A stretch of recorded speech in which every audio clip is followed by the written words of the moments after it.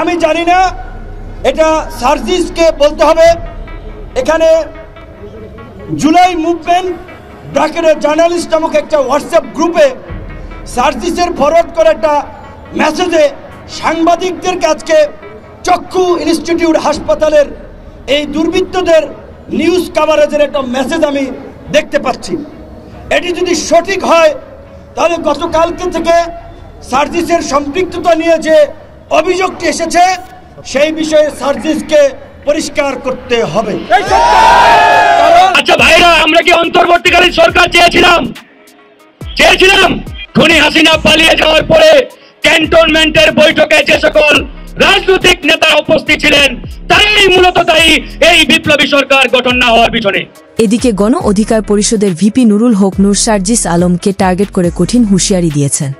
গণমাধ্যম থেকে জানা যায়, গণ অধিকার পরিষদের ফারুক হাসানকে পিটিয়ে আহত করেন দুর্বৃক্ষরা।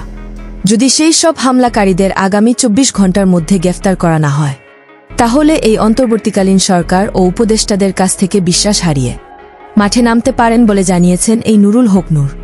সূত্র ধরে জানা যায়, ফারুক হাসানের হামলাকারীর সাথে জড়িত থাকতে পারে সার্জিস আলম বলে দাবি করেন এই নুরুল হক নূর। এটি যদি সঠিক হয় তাহলে গতকালকে থেকে সার্জিসের সম্পৃক্ততা নিয়ে যে অভিযোগটি এসেছে সেই বিষয়ে সার্জিসকে পরিষ্কার করতে হবে। যা তিনি ইতিমধ্যে মিডিয়ার সামনে নাম প্রকাশ করে সার্জিসকে হুঁশিয়ারি দিয়ে বলেন। সূত্রের রেশ ধরে জানা যায়, এই হামলাকারী যেই হোক না কেন 24 ঘণ্টার মধ্যে গ্রেফতার না করলে গণ অধিকার পরিষদের কর্মীরা মাঠে নামতে পারে বলে হুঁশিয়ারি দিয়েছেন নুরুল হক নূর। আর কিছু হচ্ছে মৌসুমী নেতা, শুধুমাত্র 10-12 দিনের মিডিয়া কাভারেজে এখন বিশাল নেতা হয়ে গেছে।